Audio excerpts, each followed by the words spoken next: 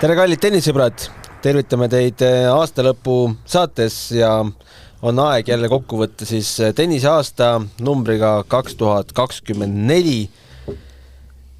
Täna läbi lume sahiseva on meie juurde jõudnud Riho Kallus. Tervist. Mihkel Lehtmets. Tere. Ja Toomas Kuum. Tervist. No me ühe korra oleme selles seltskonnas juba tennisaasta kokku võtnud, aga mikrofone siis ees ei olnud. Olid noad ja kahvlid ja maitsev pasta ja pitsa. Tegime ka ennustusi uueks aastaks ja mul tekkis kohe mõte, et äkki siis ülejärgmisest aastast lükkame ennustusmänguga kuulajate sees käima. Jaa, laseme endaga võistelda. Kindlasti, miks mitte, see oleks huvitav ja suhteliselt juba meil juba varasematel aastatel oleme seda ennustusvõistlust omavahel pidanud, et need on suhteliselt traditsioonilised küsimused ja vahest oleme sinna mõne vimkaga sisse viskanud. Seda küll eriti nüüd vist sel aastal, kui me istusime koos, et me panime mõned niisugused huvitavamad ennustused ka ju sisse. Ja, me praegu muidugi vist ei valgusta seda, et aasta lõpus laadu kokku. Vaatame, kes siin tasuta söögi saab. Aga kuidas siis tänane saade välja näeb? Olen mina siis 10 sündmust välja valinud sellest aastast loomulikult eestlase vaatevinklist, mis meile kõige rohkem pinget pakkusid ja kiire hääletuse omavahel oleme Facebookis maha pidanud ja selle hääletuse tulemusena on siis selgunud 10 aasta tennise tippsündmus sellest aastast ja alustame number 10. Tohib korra segada, Gunnar, ma teeks siukse ettepaneku võib-olla, et huvi pärast ma mõtlesin, kui Gunnar need 10 asja välja saatis, et äkki igaüks räägib midagi sellist, mis tal meenus lisaks sellele 10. Kas oli midagi sellist, mis teil nagu mul endal tekkis tegelikult üks mõte, mida ma tahtsin rääkida, aga võib-olla teil on ka midagi sellist. No sul on lihtsam seisum, sa juba mõtlesid selle mõtte välja, et sa panid meid kahvlisse muidugi, aga võib-olla me mõtleme midagi välja saate jooksul. Ma võin oma idee kohe ära jagada siia ette, sest et kui Gunnar need 10 asja saatis, siis ma pean ausalt ütlema, et ma hakkasin mõtlema meie viimaste matšpalli saadete peale.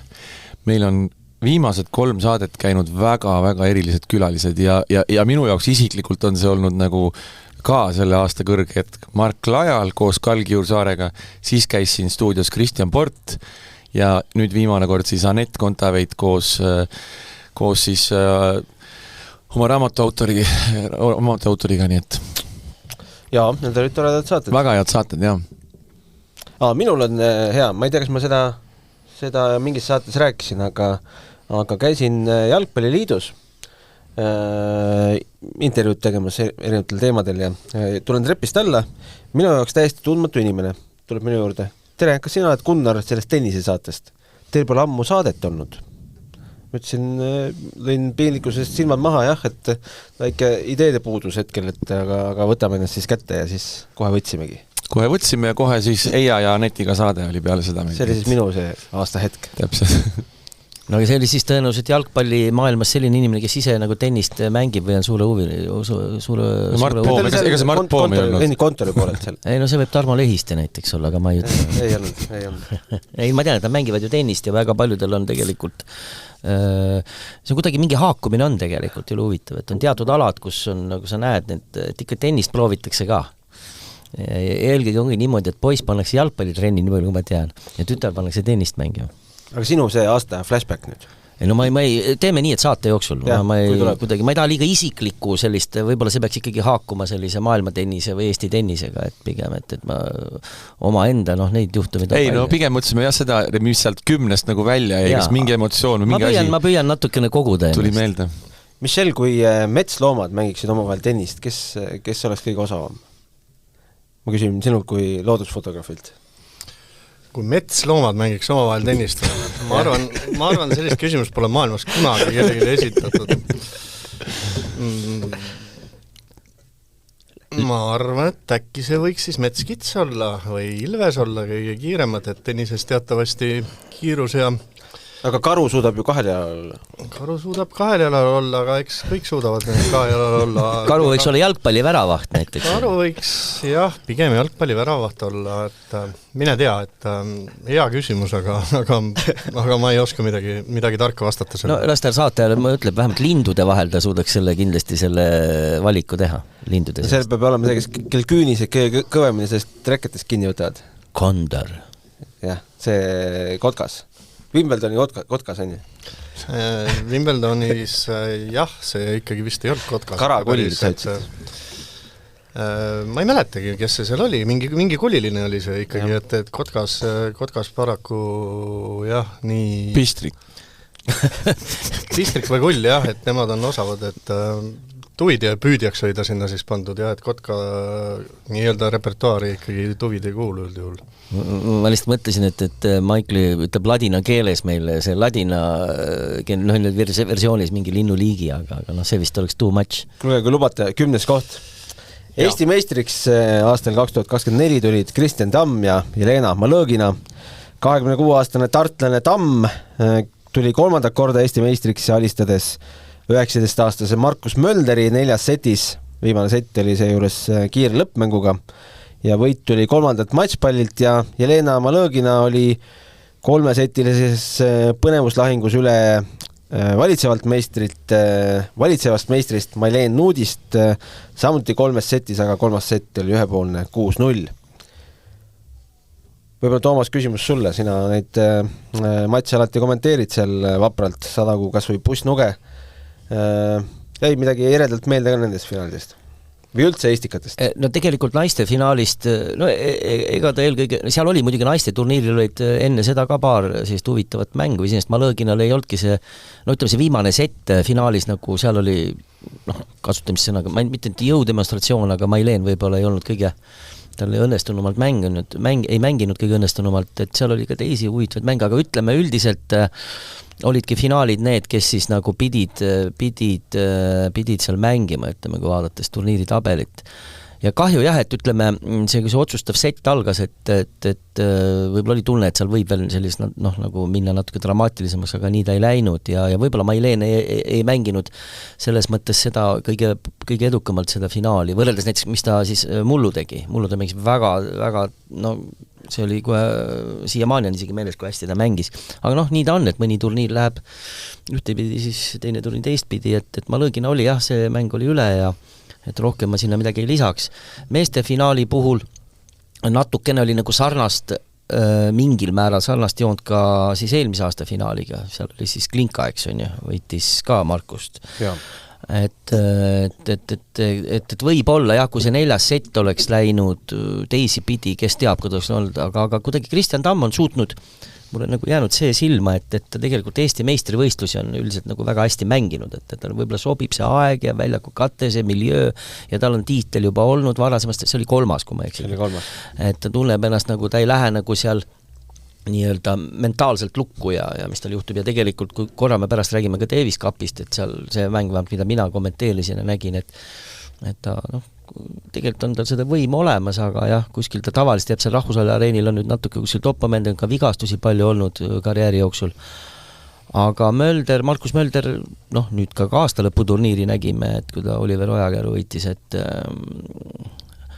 et ikkagi samm nagu edasi, et võib-olla seal oli jälle see sama teema finaalis, et tal natukene võib-olla jälle see füüsiline pool, et ikkagi 5 parem mängitakse seda, et see andis nagu tunda. Aga näiteks kui oleks 3 parem finaal, siin oleks juba raske ennustada, aga ma arvan, et nüüd Markus on selle vahepealse ajaga lisanud taset, et ma väga ootaksin temalt tulemusi, et see oleks minu kommentaar. Ja nii palju ütlen veel, et muude liikide kohta, et me rääksime üksikmängust, minule väga meeldis tegelikult segapaaris mäng oli kuidagi hästi atraktiivsed mängud olid seekord Eesti meistrivõistlustel ja Valeria Korlatš, kes siis nagu ikkagi mängib ja kuigi ta kuskil tuuril ei osale, et kus Aleksander Kvitšiga kuidagi väga kistilt mängisid, et mulle see jättis ka hea mulje seal. Valerial soovitan ennast valmis panna, mul on alati kuklas olnud Valeria kutsuda meile siia saatesse oma karjäärist rääkima. Aga finalistide lõppkohad ka ajaloo huvides, olgu siis selle aasta edetabelis välja hüütud. Kristjan Tamm lõpetab aasta 889-ndana, Markus Mölder 1115, Jelena Malõgina 336 ja Maileen Nuudi 933. Toomas ütles väga õige tähelepanek, kui me oleme kolleeg Toomas Leiusega kommenteerinud ka tennist, siis tihtipeale ongi see täpselt noorte mängijatega niimoodi, et nad mängivad ennast juba päris kõrgele ja seal isegi ATP 200 hulka. Ja tegelikult, kui satuvad Grand Slamile, mängivad võib-olla elus esimest korda 5 parem mänge üldse, kui nad ei ole juhuslikult Davis Cupis mänginud. Nii et see on noortel mängijatel on see alati väljakutse ja see on täiesti teine tennis, aga mis Eesti meistrivõistlustes puutub, siis minul esimene emotsioon, mis mul meelde tuleb, ma istusin seal Kalevi väljakutel tribüüni peal Kristjan Tamme ema kõrval ja ema rääkis, kui raske on see periood olnud Kristjanil ja kuidas üks vigastus on teist taga ajanud ja kui palju ta on pidanud tennisest eemal olema, nii et minul esimesena kohe ikkagi tuli meelde see, et mul oli ülimalt hea meel, et Kristjan võitis see aasta Eesti meistrivõistlused, et ta nüüd nagu terve püsib, et see oli võib-olla esimene asi, mis meelde tuleb. No ilmselt Oliver Ojakäru emal oleks samu emotsioone rääkida. Vot Oliver Ojakäru emaga ei ole suhelnud nendel teemadel. Aga üks ajalooline sündmus oli veel Estikate raames.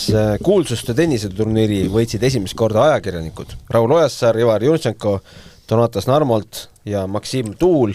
1 punktiga jäid siis teist ja kolmandat kohta jagama poliitikud ja olümpiasangarid. No ma võin nii korraks öelda, et ega väga paljuski tänu Maksim Tuulele. Väga tubli mängumees. Ta käib ju sinu turniiridel. Teises liigas on, ta on tegija. Mina ütlesin, aga temaga mängud, ma võin lihtsalt öelda ajaloo huvides võib-olla, et ta mängis ühte poolfinaali, kaotas küll selle napilt 3 tundi 50 minutit. See oli mingi kuskil 1,5 kuud tagasi. Teise liiga poolfinaali. ja otsustav sõit on match tiebreak. Nii et 3 tundi 50 minutit. Võimas. Pange raha valmis. Aga paneme sedasi ja 9. koht Eesti meeskonna seiklused Davis Cupil. Seiklused siis sellepärast, et on Davis Cup pidama kohtulahinguid. Veebruaris saime võidu ITF-i kohtus, et me ei pea minema Iraani, sest seal on kõrge terrorismioht ja üldse väga ärevad ajad. Ja määrati siis maailmaliiga teise grupi ülemineku matši toimumiskohaks 15 ja 16 märts ja võistluspaik Sri Lanka ja Eesti sai Iraani üle siiski võidu. Võitsime, kuidas see nüüd skoor jäi? Kas me kõik matšid võitsime? Jah. Ja siis läksime edasi teise grupi play-off mängudele Taškenti Usbekistani vastu ja pidime seal tunnistama Usbekistani 3-1 paremust, ehk siis kokkuvõttes me ikkagi esimesse liigasse ei tõusnud.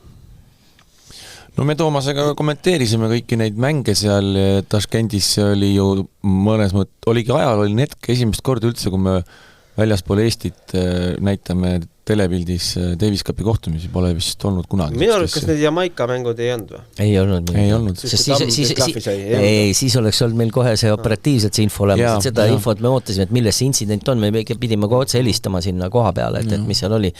Et see oli selline, see oli selline episood. Ärme sellel peatu nii pikalt, aga mina ütlen niimoodi, et kui oleks Usbekistani näiteks oleks Eesti võitnud, siis me oleks kindlasti selle sama selle teema me oleks palju kõrgem, oleks esikolmikusse peaaegu võib-olla pürginud see teema.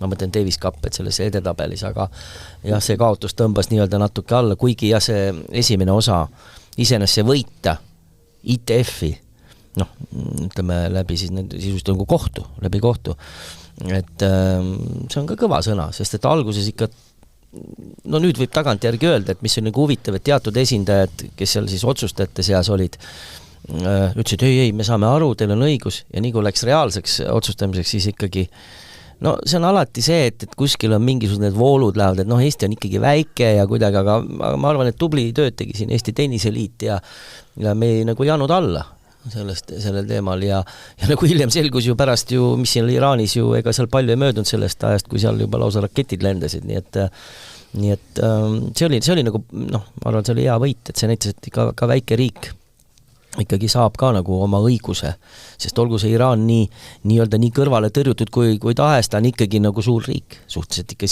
sinna klassifitseerub geopoliitilises mängus. Et me saime selle mis seal matši kohta, minu meelest oli seal paaris mäng oli vist tasavägine oli.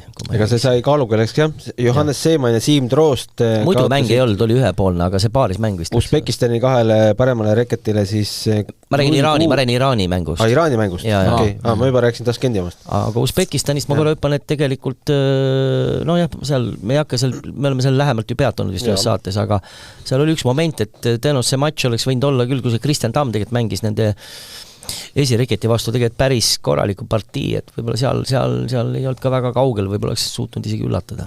Ja Lajal samas oli 1 punkti kaugusel kaotusest Usbekistani teisel. No aga võit on võit lõpuks, et selles mõttes jah, seal ta pidigi, ta ütleme vähem, pidigi võitma, ütleme, eelduste kohast, et lihtsalt kas ta oli vist tiebreakis 1-6 kaotusseisust tuli välja vist midagi ja, väga 1-5 või 1-6 kaotusseisust, väga raskelt seisust tuli välja. Viite matšpall ikka ei olnud seal. No jah, ühesõnaga ta oli väga trammi all seal. Ja 1-5 tuli välja siis. 1-5 pealt, jah. Oota, ja meil jätkub nüüd Davis Cup, fikseerime selle ka ära. Venezuelaga, jah. Ja see on... Kohe peale Austraalia lahtiseid, veebruari algus Fooru spordikeskus. Just nii. Aga paneme edasi ja 8. koht alapealkirjaga naiste suure slammi turniiridel võitis enim tiitleid Arina Sabalenka, kes lõpetas ka aasta esireketina. Australian Openi võitis US Openi, French Open läks Iga Swiatekile ja Wimbledon läks Barbara Krejčikovale. Kuidas teile tundus siis naiste tenniseaasta? Kas liigub natukene sinna sellest ettearvamatusest natuke kaugemale mingisesse fookusesse selle lõpuks või mitte? Mulle tundub küll jah, et nagu asjad hakkavad natuke paika saama, et naiste tennis on läbi aegade selline suht segane olnud võrreldes meeste tennisega, mis on palju etteaimatavam. Aga Sabalenka jah, et ta on enda kõik asjad nii-öelda enam-vähem kokku saanud ja minu arust see aasta, ma pean tunnistama, ma naiste mänge nüüd väga tihti ei vaata, aga loomulikult suur turniire, ka Wimbledoni me ju kommenteerisime Reoga, et Sabalenka puhul mulle, võib-olla ta ei ole kõige targem mängija, et hirmsasti tahab kõike palle ära lüüa punktiks, aga väga hästi on liikuma hakanud Sabalenka, et võrreldes sellega, mis ta 2-3 aastat tagasi oli ja igati vääris seda kohta, võib-olla väike pettumus ikka oli Iga Swiatek, kes ikkagi sellist tennist see aasta ei suutnud näidata, mis ta siin paar eelnevat on näidanud. No me hiljem ka räägime, mille taha siin võib-olla teine pool aasta jäi. Jah, täpselt nii, aga igati õigustatud ja tundub küll, et Sabalenka kas tal nüüd selline domineerimine hakkab pihta, nagu näiteks Williamsin oli väga raske öelda, aga kui ta nii-öelda tervis korras püsib, siis ta on lihtsalt niivõrd võimas naistes, et väga keeruline on talle vastu saada, et meeldib või mitte, aga minu arust igati õigustatud ta maailma esireket on, et numbrid nii-öelda ei valeta. Aga mis mulle see aasta veel naistest meeldis, et muidugi suur üllatus oli, et Barbara Krejčikova võitis Wimbledoni, see uskumatu, aga Jasmine Paulini 2 finaalis. Jah, et uskumatu selline, vabandage väljenduse eest, väike nähvits, aga selline hästi energiline kuju ja hästi selline rahvale meeldiv ja väga kihvti tennist mängib ja naeratab palju, jah? Ja igati selline väga positiivne kuju, et kindlasti ta seal väga palju nii-öelda ikkagi selle, lisaks tennisele annab ka nii-öelda muud vaibi selle naiste top 10-le seal, et väga positiivne üllatus ja loodan, et see aasta äkki võidab ka oma elu esimese Grand Slami, kuigi ega ta enam kõige noorem ei ole, aga see aasta oli tal ikka väga, väga korralik tõus. Ta on vist mänginud Eestis isegi, minu meelest, seda tasuks kontrollida. Ja ei, siis Davis Cupil kindlasti. Ta oli jah seal. Kõik need tänased ja siis ta mängis kindlasti, kas ta mängis meie või mingi ühe mängu ma nägin, ja siis kuidagi, mulle vaatasin ka, et kuidagi nii taga oli tal see edetabeli koht, aga see mäng oli selline, et ma ütlesin, et see mängija peaks nagu olema oluliselt kõrgemal. Seda mul nagu enda nagu mõte mul on, aga sellest oli ju päris ammu, see vist, ma ei tea, 2018 või mingi sihukene aeg oli. Vot, aga ega ma ei oska ka midagi Maikli jutule nagu lisada, et noh, keda ma tahaksin, kes sinna võiks nagu konkurentsi lisanduda, kui me nüüd ennustasime tegelikult järgmist aastat, et võib-olla Coco Gauff võiks seal natuke kaarte segada ja eks seal on teisi ka, aga tundub, et potentsiaalselt, kui nüüd Swiatek leiab sellise jälle enesekindluse, siis see võib tõesti selline tandem võib seal nagu valitseda pigem. No mäletame... Rõbakina võiks ka võib nähvata või mõni noor jälle hüppab kuidagi veel kõvemini välja, no ma ei tea. No ennustati, et tuleb ju see suur kolmik Rõbakina, Sabalenka ja Swiatek, aga Rõbakina kuidagi jäi sellest kolmikust natukene tahaplaanile see aasta. Oli küll tugevaid finaale ja poolfinaale, aga ühegi slämmini ei küündinud. Ütleme nii, et minu silmis võib see aasta tulla, kuigi ma tahaks seda Pauliinit ka, mida ma rääkisin, aga võiks, ma arvan, et võiks see 4 olla, kes valitsevad, võiks olla see sama Rõbakina, Sabalenka loomulikult, Gauff ja kes meil see 4? Swiatek. Aga mõistagi ikkagi tennis on selline ja naiste tennis eriti, et ettearvamatusi võib palju olla ja miks mitte ka mõni USA naismängija, neid on ju seal top 10 ja top 20 päris mitmeid, et kõike võib olla. Sa ju ennustasid seal vist Pegulat kuskile slämi võitiks. No jah, eks ma kahvlisse pandi jõudse, peab natuke teistmoodi ka vahest plastmaist kahvel. Ei, ma lõikan selle jupi siit välja ja siis, kui meil US Openi saade on ja Pegula võidab ära, siis ma panen selle jupi käima. Pane kindlasti. Ja. Aga 7. koht, võtke nüüd taskurätid välja, sest Rafael Nadal pidas 19. novembril oma profikarjääri viimase matši, kui Hispaania kaotas Malagas koduväljakul Davis Cupi veerandfinaalis Hollandile ja Nadal jäi siis alla Botic van de Zandschulpile 4-6, 4-6 ja on siis 22-kordne Suure Slami võitja, 14-kordne French Openi võitja ja Pekingi olümpiavõitja. Meie tenniseareenilt lahkunud. Kas maailm on nüüd koledam paik? Loomulikult. No eks vaesem paik. Ütleme nii, et see lahkumine on juba olnud selline suhteliselt, kuidas öelda, valutu, et eks see on juba ju päris pikalt kestnud, et ta ei ole saanud ju niimoodi, et ta tuuril oleks mänginud, sellest on ikka üks jagu aega möödas ja üritanud ja jälle tulnud ja jälle vigastatud olnud ja see oli ilmselge, et see üks hetk kohale see moment jõuab, aga mul on ausalt natuke kahju, ma mäletan väga hästi seda päeva, kui me korraldasime VTA Tallinna Open turniiri ja öösel siis live ülekandes ma vaatasin seda Lever Cupil Roger Federeri lõppu ja ikka tunnistan, et 1,5 tundi ikka pisarad olid silmas ja nutsin, aga nüüd kahjuks ei olnud meil ju kuskilt pilti Davis Cupilt, et seda Nadali lõppu otse ülekandes nagu näha, et mul see jäi nagu vahel, et see, ma olen küll vaadanud seda hiljem järgi, aga see on natuke midagi muud, et no jaa, aga oleme ka ausad, et peale seda Salzburgi mängu ei olnud ju veel täpselt ka 100% kindlalt see Nadali viimane mäng on, eks, et jah, ei olnud nagu sellist emotsiooni nagu Federeri lõpetamisel kuidagi. Sest paarismängu või vabandust, teise üksikmängu Alcaraz võitis, oleks paarismängu ka Hispaania võitnud, Nadal oleks saanud edasi mängida, et nii-öelda see ei olnud ametlikult viimane mäng, võib-olla see ka natuke. Aga muidugi kodupubliku ees ja need piletihinnad ja kõik, mis seal olid, aga võib-olla paljud kritiseerivad, et miks Nadal sinna koondisse pani, et vedas koondist nii-öelda alt. Aga oleme ausad, ega me arutasime ka siin sinuga, et ega Hispaanial ei olnudki kedagi eriti panna sinna Alcarazi kõrvale. Ma küsisin su käest, kes on Hispaania teine reket ja ausalt öeldes kaks mõtlema, kes on, oskad sa Toomas öelda, kes on Hispaania teine reket praegu? No ei ole lihtne. Et kas Pedro Martínez? Just nimelt. Ma tahan lihtsalt öelda, et vaata, see ongi üks hea näide, kuidas lainetena käib tegelikult, et mingi hetk oli hispaanlasi täis. Tohutult suur on ja täna on Pedro Martínez, kes on seal napilt 50 hulgas. On teine reket neil.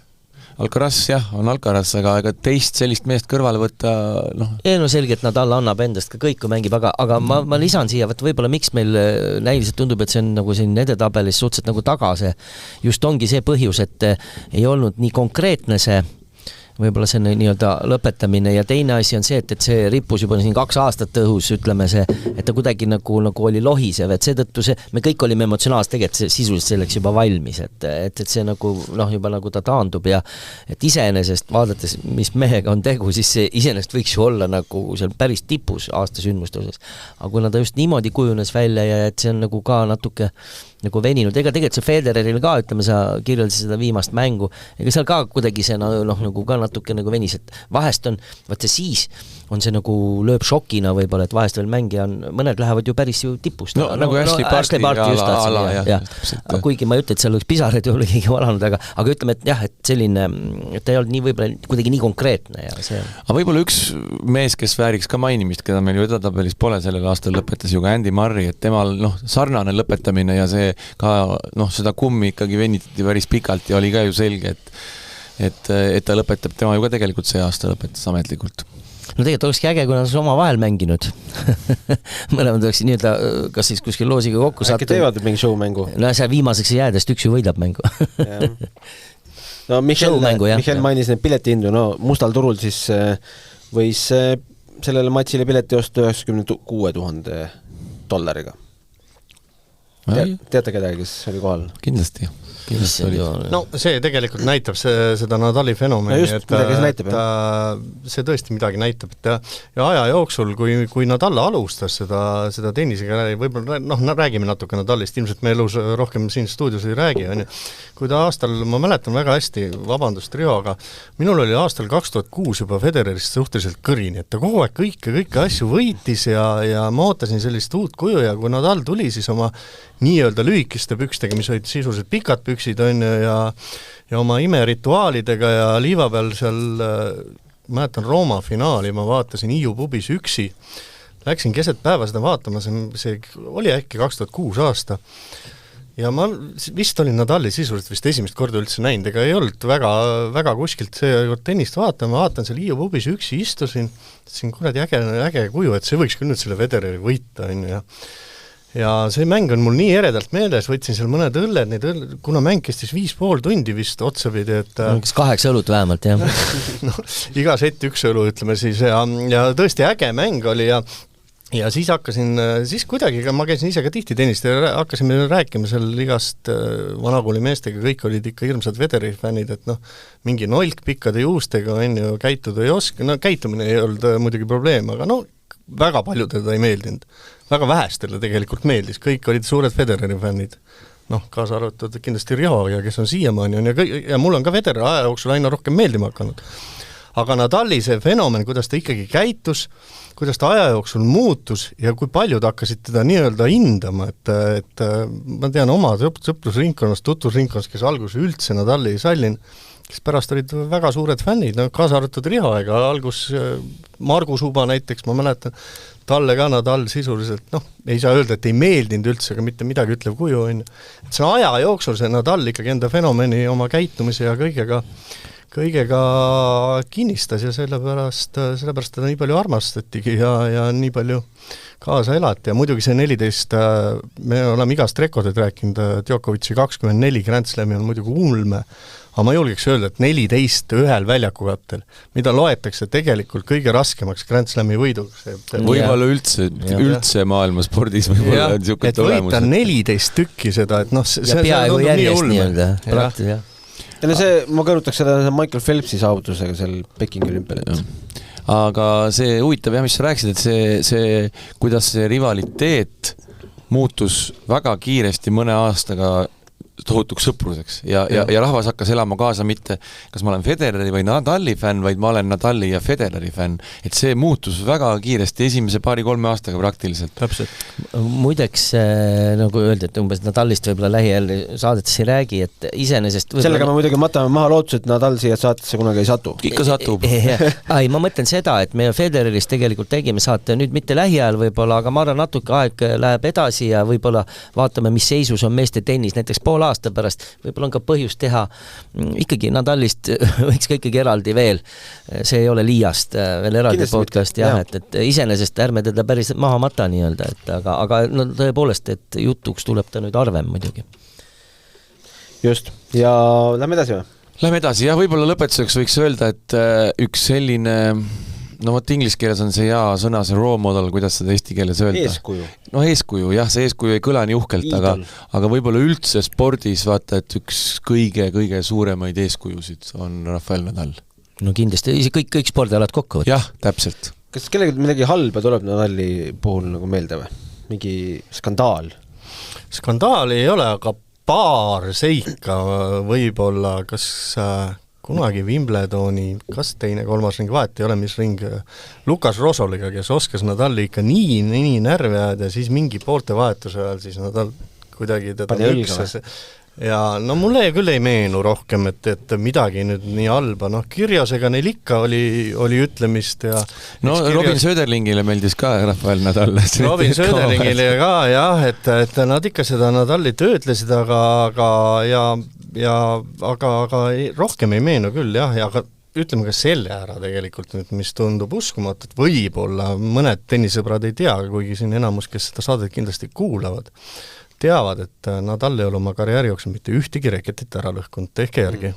No ja see on, mis ma tahangi öelda, et võib-olla, kui sa ütled, et tegelikult need episoode pole, no seal on mingid slämmi vist poolfinaalis, finaalides olid, kus olid need vigastuse teemad natuke, et et inimesed ikka spekulisid, kas ta nüüd natuke, aga Nadal kindlasti ei tee see nüüd kunagi. Et kui ainult teda keegi provotseeris, et siis võis, võib-olla tõesti mükses kedagi, aga no kuule, ega siis inimene ei saa 20 aasta jooksul nüüd üldse nagu midagi, aga selles mõttes tema on, mõnes mõttes Federeril on kindlasti neid episoode rohkem natuke selliseid käitumuslikke võib-olla olukordi.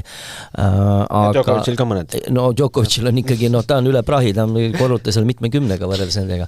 Aga see ongi umbes selline fenomen, nagu ma lihtsalt toon, mitte üle kontrollida, aga väidetavalt see vastab tõele, et näiteks selline Inglise jalgpallikoondise ründaja Gary Lineker Premier League'is ja koondisest mängides, päris pikalt ju mängis, ei saanud ühtegi kollast kaarti.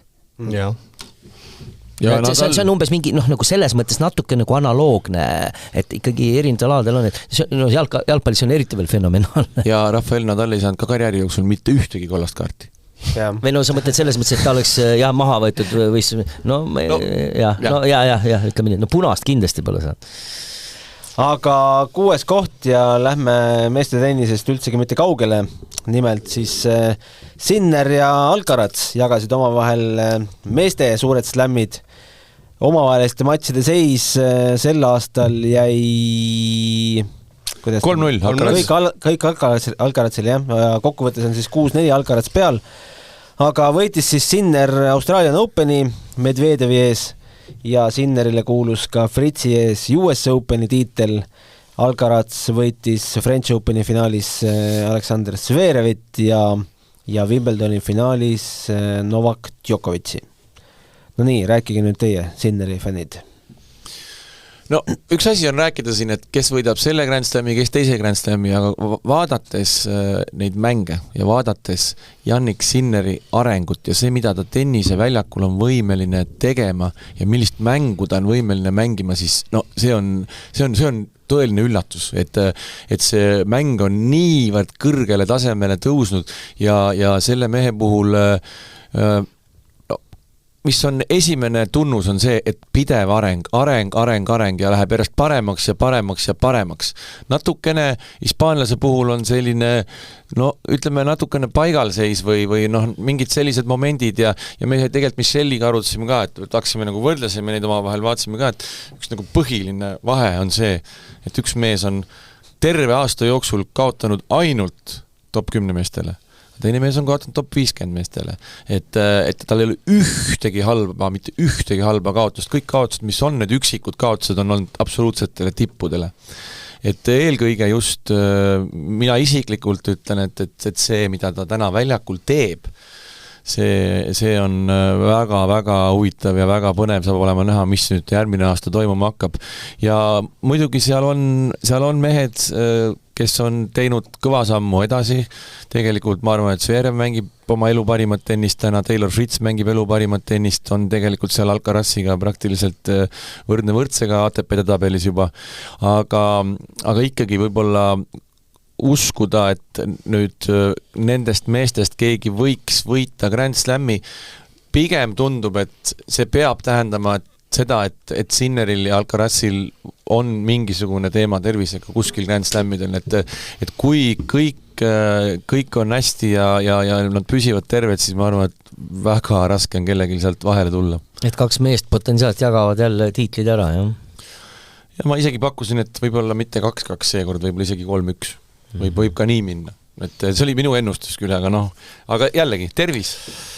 Ja nii palju Riho sisuliselt kõik ütles ära, aga jah, et Sinner mängib selliseid, ütleme niimoodi, et terve matš sisuliselt hästi.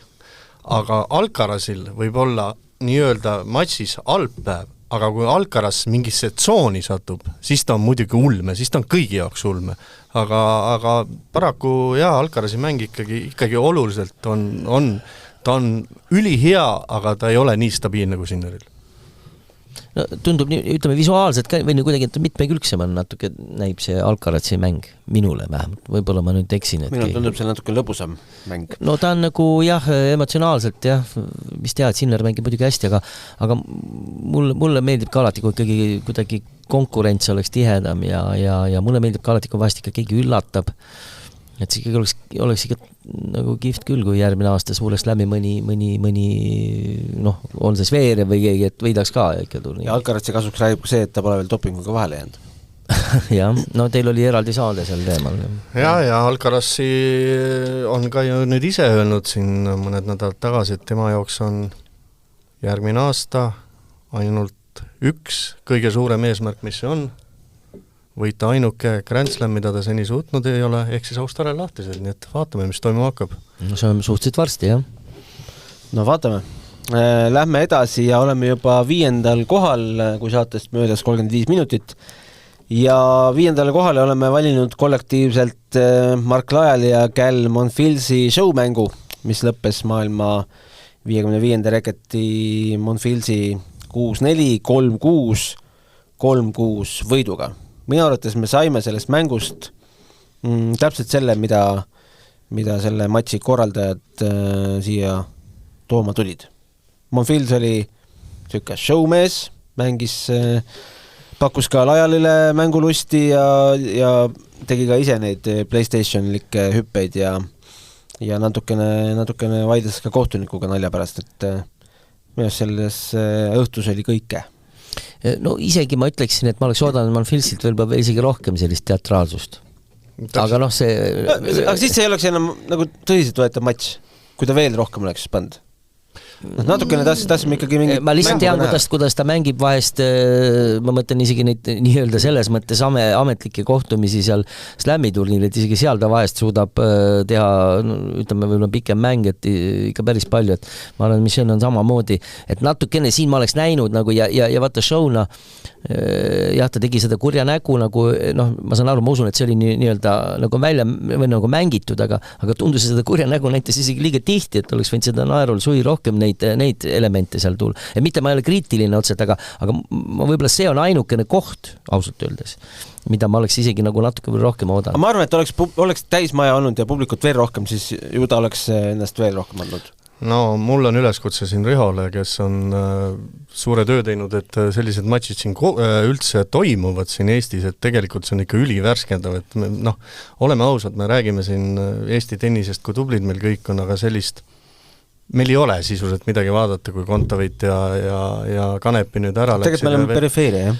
Et see on ikka väga-väga värskendav ja üleskutse naljaga pooleks, siis kui rohkem show'd tahtes järgmine aasta Aleksander Bublik kohale. Nimi ei müü kahjuks. Ei, kui tahad päris show'd, siis võiks ikka mingid vanamehed kutsuda nii-öelda heas mõttes. Murri! Ei, ma mõtlen, siin ikka päris vanu mehi juba, Sean McEnroe või Henri Leconte või keegi, et see oleks tõeline show, aga see ei too muidugi sellist suurt publikut, võib-olla pagan seda teab, kui seal kuidagi mingisugune leida selline mingi lähenemisnurk, seal on muidugi põhiteema tuleb ikkagi eelarve teema.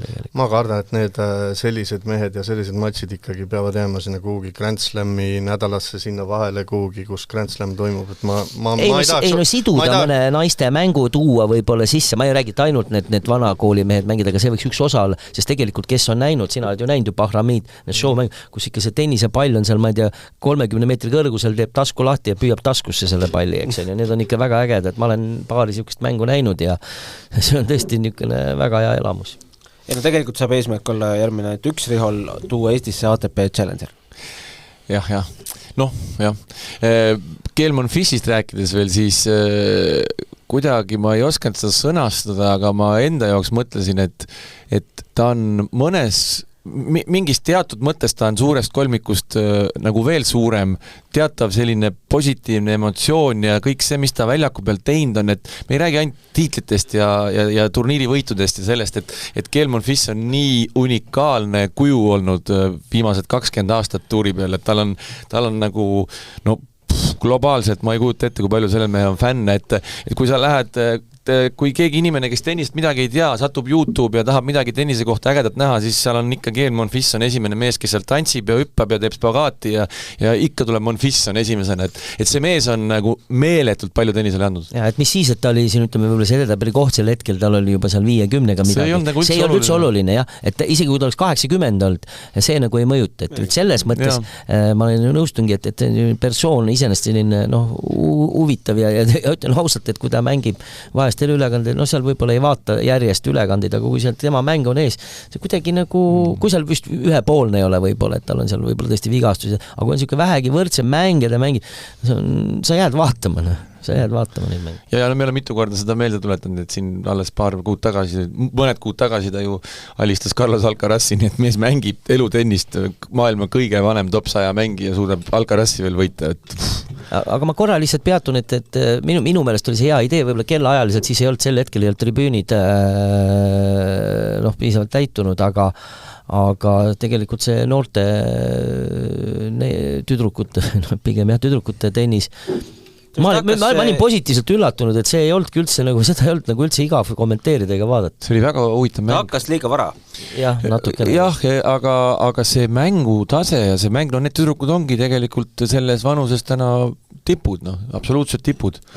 Et see oli väga, ja kui ma tüdrukutega enne mängu rääkisime eelmisel õhtul, kui oli see meet and greet üritus ja siis rääkisin, kes siis võidab, nad läksid ikka väga teravalt vaatasid üksusel otsa, et mina võidan raudselt.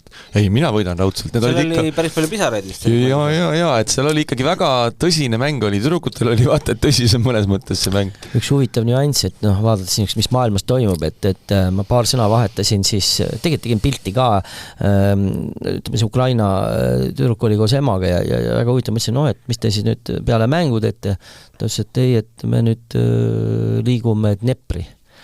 Vanasti oli see Dnepropetrovsk on ju linn ja siis ja just vahetult enne seda või peale seda oli jälle sinna lendasid mingid raketid, et ma ütlesin, et ikka müstika, et sa mängid niisuguse publiku ees, kõik see moment ja see elamus ja sa oled võib-olla 2 päeva pärast, sest see liikumine seal on mööda maad. 2-3 päeva pärast oled see linnas, mis siis on ütleme rünnakute all. Et sõjas, et see on nagu, see lisab nagu asjale kuidagi teise dimensiooni. Ja ma vahetult enne mängu algust rääkisin ka Maria emaga ja Maria ema just ma kuulsin, ta lõpetas telefoni kõne isaga, kes oli sõjas, kes on sõjas, reaalselt nagu ja see ka lisaks. Ma tulen mängin tennist ja ma ei tea, kuidas mis toimub kodus, eks ju, et nad olid ülimalt tänulikud, et neid siia kutsuti, nad olid ülimalt tänulikud ja väga üllatunud. Aga lihtsalt, et see tekitas külmavärinaid, et me mängime tennist siin praegu. Mingi show käib. No täpselt, jah. Aga võib-olla natukene rõõmsamates toonides siis lähme 4. koha juurde. Kui Anett Kontaveit on küll tennise väljakutelt kadunud, siis suurest pildist ja meie meediapildist ei ole ta veel kuskile läinud. Nimelt sügisel 24. september täpsemalt esilinastus Anett Kontaveidi film Kaupo Kruusi auk käis meil siin ka suvel või? Sellest filmist rääkimas. Ja 10. detsembril nägi ilmavalgust ka raamat, mille kirjutas Eija Uus ja kirjastus Pilgrim andis välja. Kas filmi on siit kõik näinud? Jaa. Michel veel ei ole? Jaa, veel ei ole, aga kogu aeg reklaami seda saab ju laenutada vist isegi. Telia videolaenutuses on nüüd ja see nädal kavatsen ära vaadata. Ja raamatut oleme lugenud mina ja Riho Maran. Mul on veel natuke lõpust lugemata, aga põhimõtteliselt kohe läbi, jah. mina ei ole raamatut peale. Aga mis elamuse teile film jättis? Ma ütlen nii palju, et no, oleme ausad, see, mida ütleme niimoodi, inimesed võib räägivad kuluaarides või ma neid retsensioone ei ole lugenud, mis on meeldis, et minule vaatamata, no vaat, me oleme siin nagu tennise sees ikkagi teatud mõttes ikkagi olnud, et mitte kõikides võib-olla nüanssides, aga igaüks erineval moel. Noh, ütleme, kinos vaadates mulle meeldis seal teatud element, mis lisas, ütleme, seal oli, minu meelest oli väga hea niisugune muusikavalik ja kõik siukse nüansist, tegelikult ma vaatan nagu laiemalt seda asja ja seal oli nagu emotsiooni ka toodud ikkagi mingis mõttes ja just mitte ainult Aneti enda poolelt, et minul on ikkagi positiivne, aga ma tean seda, et kõik ootasid mingit tohutut, no seal on ju teada, seal ju põhjendati, miks on ta just niimoodi üles ehitatud, et see karjäär ikkagi mingis mõttes natuke ootamatult lõppes ja see muutis ka natuke, et ma kujutan ette, et kui seda poleks nii juhtunud, ütleme karjäär, et võib-olla see film oleks teistsugune olnud. Et minul jälle meeldiski, et võib-olla seda spordi poolt selles plaanis, et need võidud ja need reaalsed mängud kuskil mõni valus kaotus või kõva võit, et tegelikult me oleme seda näinud ikkagi ülekannetes. Aga võib-olla ainult see publik, kes võib-olla näinud, oleks tahtnud seal võib-olla näha seda, me ju tajume tegelikult seda emotsiooni enam-vähem ikkagi, mis seal võib olla.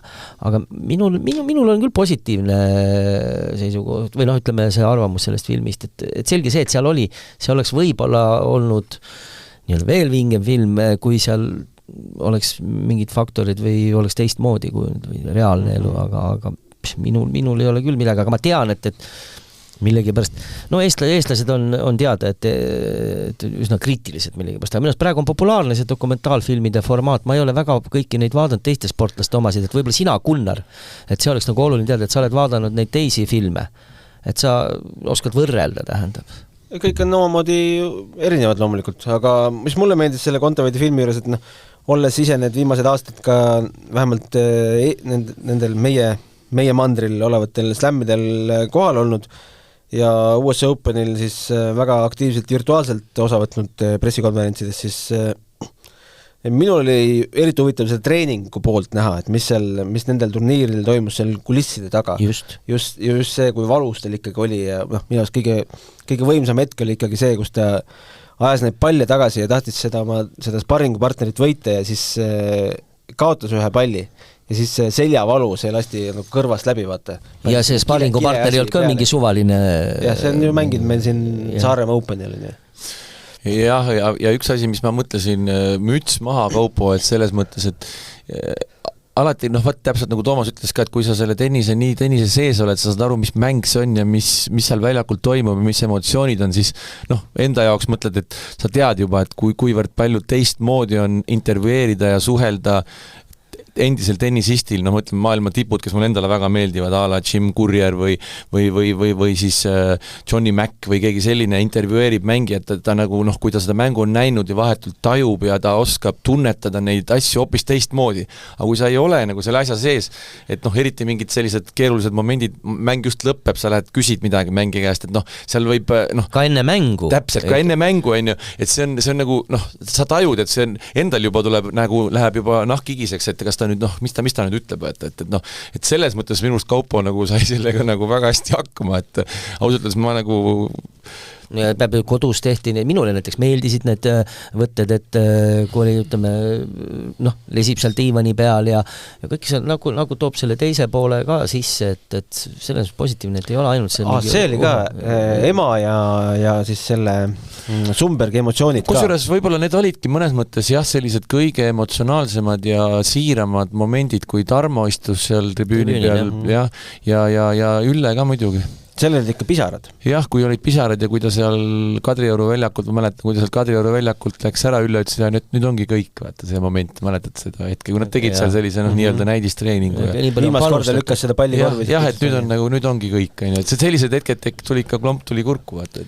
Fakt on see, et ütleme selline manageerimise pool minu meelest algust lõpuni. Võib-olla on mingid episoodid, no aga üldiselt oli see nii hästi manageeritud tema tegelikult see karjäär ja seal oli väga suur roll siis nendel abijõududel ja kindlasti ka Tarmol ja kindlasti ema roll on seal suur ja veel on inimesi, aga seda ei tohi ka nagu alahinnata, et väga, võib-olla see vahel tundub kõrvalpilgul, oi, miks nii jäigalt või kuidagi niimoodi, et ei pääse ligi, aga see ongi prioriteetide küsimus.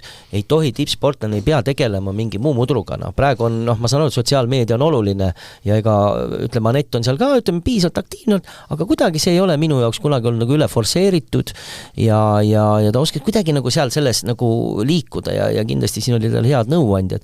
Et see oli paigas. No ei ole päris see, et igaüks tuleb aknaluugist nii-öelda sisse, ütleb, ma tahan suga intervjuud ja et see kõik on ikka võib-olla üks asi, isegi intervjuu, aga kogu see kuidagi, ma ütleks, et kogu tema tiimi ümber olev asi on olnud väga niisugune, seal ei ole vahtu kunagi olnud.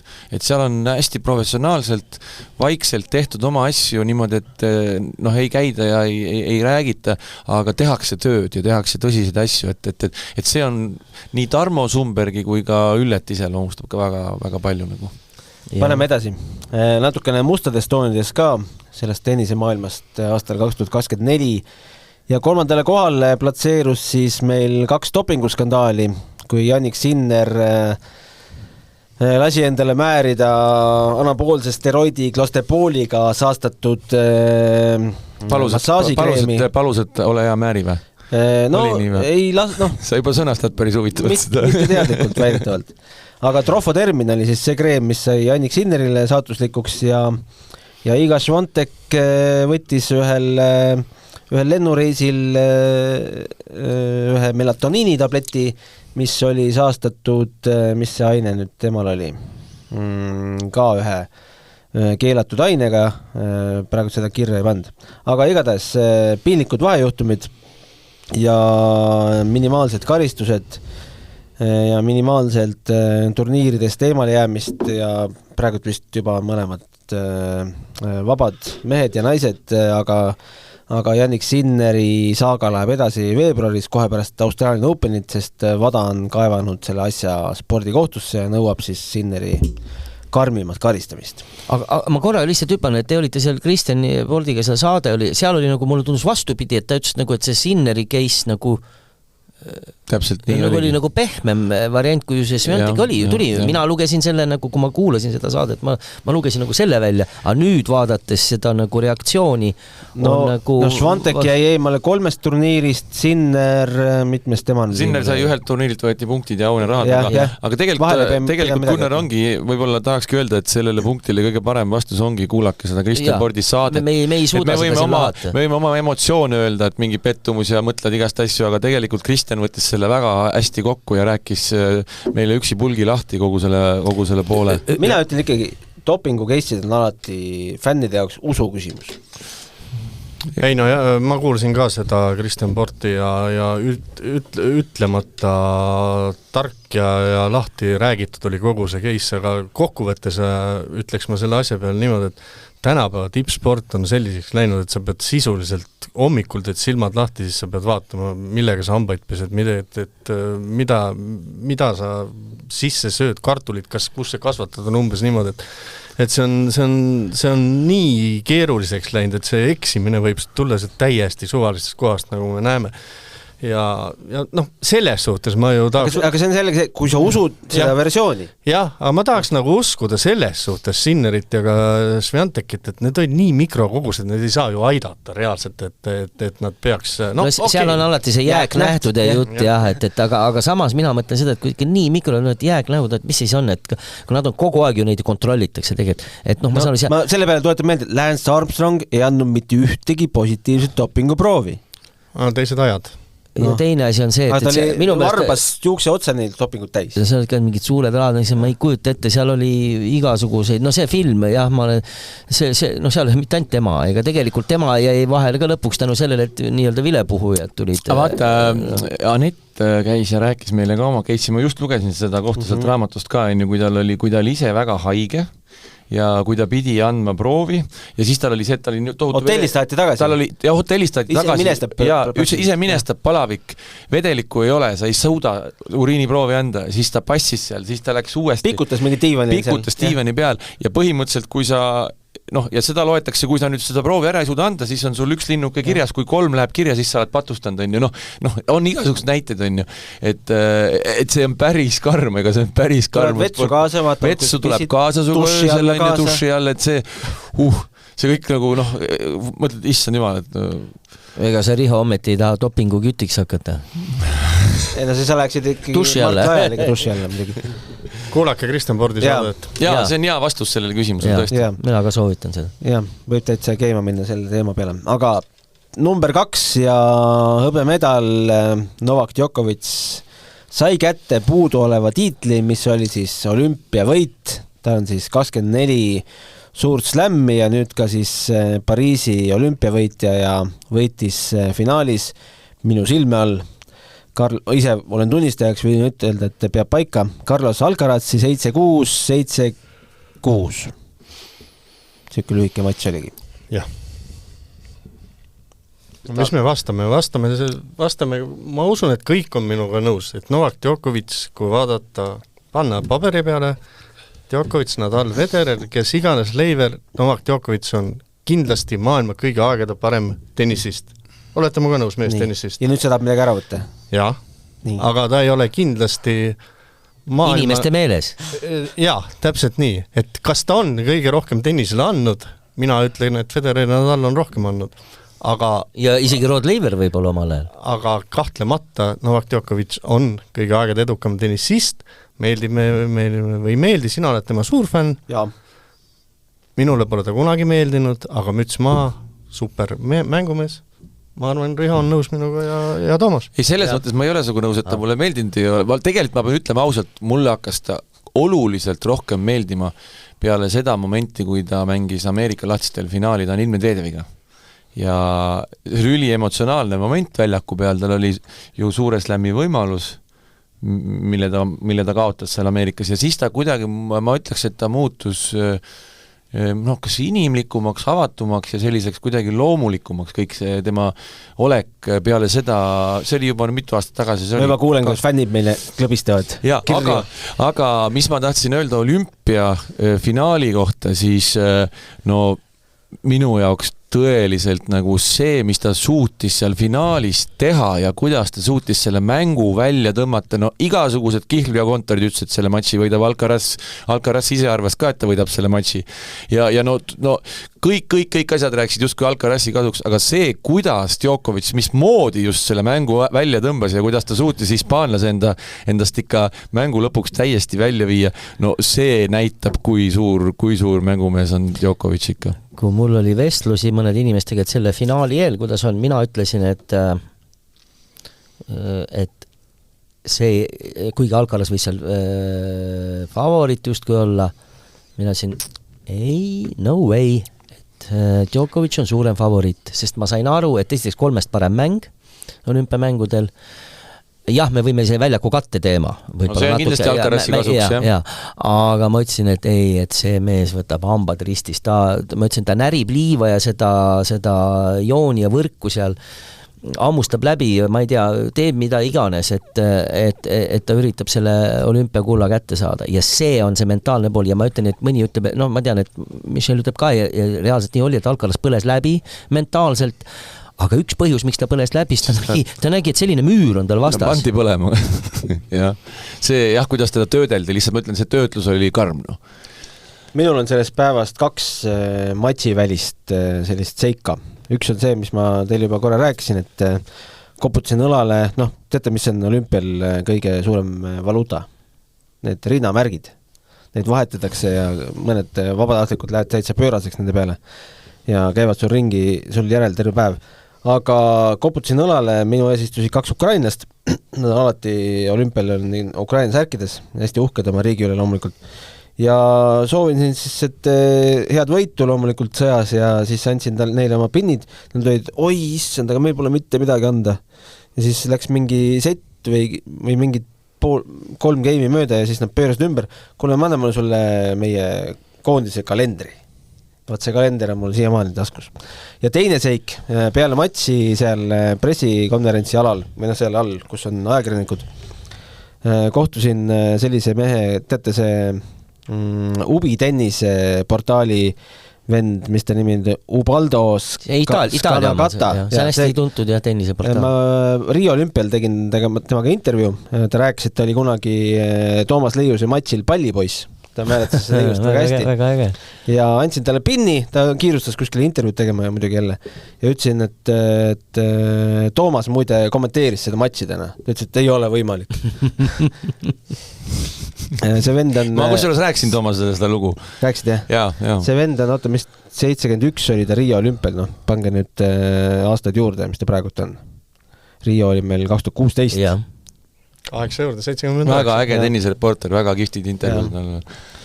Vaata see isiklikud suhted ka mängijatega, tajud, et tal on kõigiga väga head suhted. Jaa, sellised seigad siis. Aga ei, olümpia oli tore ja Djokovic'i võit oli ka tore. Ja esimene koht siis, millest me ei ole veel rääkinud, me ei ole rääkinud veel Mark Lajali ja Carlos Alcarazzi matšist Wimbledoni esimeses ringis. 2 tundi ja 22 minutit see matš kestis ja Alcaraz võitis üllatavalt keeruliselt siiski, peaks tunnistama 7-6, 7-5 ja 6-2. Oli ilus ja meeldejääv päev. Jah, ja kui nüüd natuke mõelda kõikide selliste kokkusattumuste jada peale, mis tekitasid selle võimaluse, et Mark sinna jõudis. Hakkame sellest pihta kõigepealt. Daniil vigastas ennast. Daniiliga oli ju Karl kogu aeg. Margil treenerit ei olnud. Mark kutsus Karli sinna kaasa ja tal ei olnud üldse hea periood enne Wimbledoni. Ta oli päris keerulises seisus, tal oli ka vigastus, tal väga võite ei olnud ja Karl oli tegelikult endale juba koju lennupileti ära ostnud. Tegid esimese mängu ära, ta rääkis meile siin saates ka ju, et teeme selle ühe mängu ära, siis tuli teine võit, nüüd ma ei saa ju koju minna ja siis tuli kvalifikatsioonist läbi. Järgmine asi, selle sama Wimbledoni turniiriga seoses oli ju, mina hoidsin ju näpud peos, et äkki oleks võimalik Monfissi ja Lajali omavahel kokku viia ja neid tutvustada, aga ei ole ju võimalik, sest üks mängib kvali ja teine mees mängib ATP-d, ei ole üldse Pariisis, või tähendab Londonis ja juhtuski nii, et saigi sealt siis läbi ja veel lisaks sellele fakt, et teine eestlane nüüd, kes siis üldse Wimbledoni peaväljakul avamängu mängib ja seal on ju ka huvitav, et nii Leiver võitis turniiri, kui mängis Leiusega 61 ja Alcaraz võitis turniiri, kui mängis nüüd 2024 Lajaliga, et seal on väga palju huvitavaid kokkusattumusi. Et see hetk oli nii emotsionaalne ja mis mul siiamaani, kui paned silmad kinni ja mäletad seda atmosfääri, kui sa nägid, kuidas Mark suutis kõik need maailma kuulsad inimesed, kes sinna kokku olid kogunenud alates Beckhamitest kuni David Attenborough'ni ja kes seal kõik kaasa elasid nii tulihingeliselt Margile kaasa. Nad tulid võib-olla alguses, et ei teadnud üldse, kes see Mark on, tulid Alcarazzi matši vaatama, aga kuidas Mark suutis tegelikult selle publiku enda poole tõmmata, mulle see tohutult meeldib tema puhul. No seal oleks eriti magus, ütleme, seal võib-olla esimeses setis oli täiesti, ütleme, reaalne variant ikkagi, eelkõige esimeses setis, et oleks isegi seti kätte saanud, millele ma väga lootsin, kui ma juba seda mängu hakkasin nägema, et kus see kujuneb. Selge see, et ütleme, juhtivad mängijad just seal sageli ka ju komistavad, mitte sageli, aga aegalt ju, ma ei räägi nüüd sellest suurest kolmikust, ütleme, komistavad seal võib-olla alguses, et nagu elad, kuigi sa oled aastaid mänginud, sa nagu elad sisse turniirile, aga jah, seal nagu häbi, mitte mingil juhul tunda oli väga-väga hea ja sellega ta ikkagi nagu presenteeris ka ennast ja tänu selle oli ka see muuseas see showmäng ka, sellel oli ka eeldus, et palju paremat tähendab, et see toimub ja ei ole päris nagu, ma ei tea, mees metsast et ei.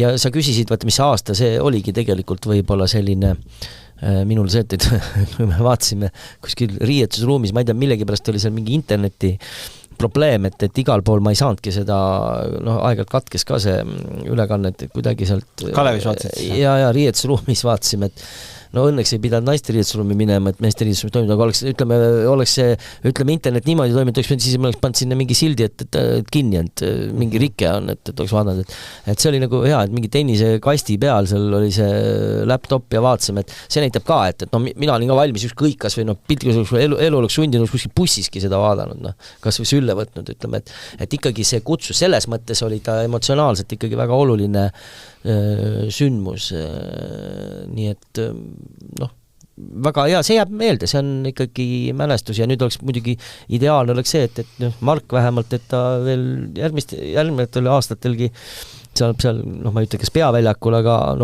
peaväljakul. Kohe jälle võimalusi. Nüüd tahaks neid uuesti mängimas näha kuskil. Ja, seda küll jah, et see oleks nagu äge, kui see ei oleks nii ainult üksik episood. Ja praegu on ju Austraalia lahtistele napilt peale sai kvalifikatsiooni. No räägitakse küll napilt, aga tegelikult oleks ta natuke joone alla läinud, oleks ta ka... Eks sealt on veel loobujaid kahtlemata, aga tähtis ongi nüüd midagi saada, et sa ei pea olema järgmine kuskil Roland Garrosis mõtlema, kas sa saad kvalifikatsiooni või ei saa, et vähemalt need oleks kindlad asjad. Step by step. Mina tahaks selle matši kommentaatorid ka kiita loomulikult, kui muidu palju Eesti kommentaatorid siis, kui kaamera läheb mingi kuulsuse peale, siis on, et oi, me ei tea, kes see on, kindlasti mingi kuulus mees. Aga Riho teadis kohe, see on see Kokasaate juht ja see on see, isegi mina ei teadnud, et Kokasaate juht. Jamie Oliveri ei olnud. Ma ei mäleta, kes see Kokasaate juht oli?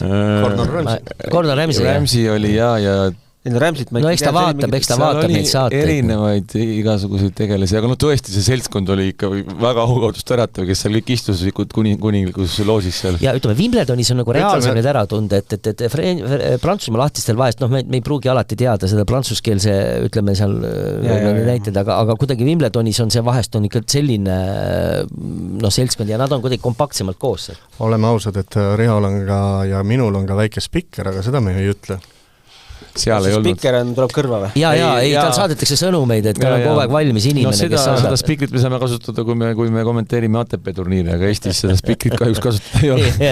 Ei, no mõni mälumängur, et tal on seal Indrek Salisega või ära Abaliga on see ühendus, et need teevad kõike maailmast, kõiki nüanssi on ju ja siis saadavad sõnumeid, et kuule, spikrit tuleb ka õigel ajal osata vaadata. Ja seda küll, see on ka oskus ju, et seal on ju väga kiiresti kõik toimub. Just, ja spikrit tuleb osata teha. Ja vaata, keegi ei vaidle vastu. Aga järgmine aasta näeme Wimbledoni Go3-st või? Teate? Näeme. Kogu ATP siis näeme kõik slämmid ära jälle. Kogu ATP tuuri näeme Go3-s ja see aasta näeme ka veel tennist. Next Geni poolfinaalid on homme. Neid kanname me üle esmakordselt üldse ja üle homme ka finaali. Boksilahingut ei näe, aga next... Oi, see on täna ju, või see on homme? Boksilahingu on homme, jah. Aga mis kell see on? Ja seda ei näe. See hakkab 00.15... Aga see on jälle mingi Netflixis või kuskil, ma ei tea? Ei ole Netflixis, täiesti kuskil oma platvormidel ja... K3-s ei ole või? Ei ole. Ja ilge võitlus käib, et neid illegaalseid striime kinni panna. Sest see on, sorry, et see ei ole küll tennis, aga see oli ju ainult juhus, sa tead seda, et nad praktiliselt 10-11 minutit vaatasid teineteisele otsa Ussik ja siis Tyson Fury, et see oli, ma pole näinud ja tegelikult ma tean, et reaalses elus nad tegelikult austavad teineteist päris hästi, aga seal oli, ma olen ju Ussiku vähemalt, või Ussik on õige vist hääldada sõnades, et see oli küll äge, lihtsalt seda 10 minutit järjest, öeldi, et neil oli mingi vestlus, seal ei olnud vestlust üldse, lihtsalt inimesed vaatavad teineteise silma, praktiliselt silmad ei pilgu, ei tea, äkki tennis liigub ka atraktiivselt, et siis enne kui platsil hakatakse mängima, et siis mehed tulevad sinna võrgu juurde. Võiks teha küll. Loosimisel juba. Üks selline matš on ju, mida praegu ju siin oodatakse või mida on nii palju juttu igal pool sotsiaalmeedias, on Nick Kyrgios ja Jannik Sinner, sest Kyrgios on väga verine olnud Sinneri osas ja kogu aeg räägib, et kui me omavahel mängime.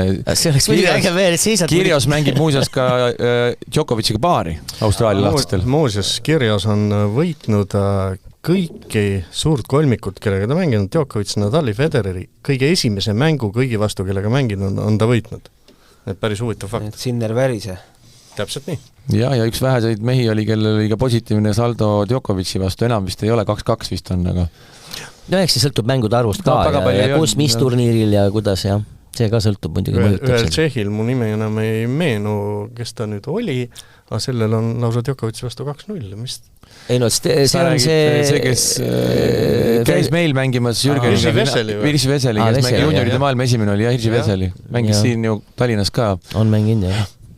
No nii, siuke see aasta oli. Järgmine aasta tuleb põnevam, eks ju? Olümpiat küll ei ole, aga teised turniirid peaks toimuma. Ei no peaasi, et olekski põnev, see on kõige tähtsam. Kindlasti on, tennis on alati põnev. Ja siis vaatame oma ennustused ka üle. Aitäh kuulamast ja vaatamast üldse meie portaali ja meie saateid ja kohtume uuel aastal, ma arvan, et siis, kui on aeg vaadata otsa värsketele Austraalia Openi tabelitele. Head vana aasta lõppu! Head vana aasta lõppu! Head vana aasta lõppu! Head vana aasta lõppu!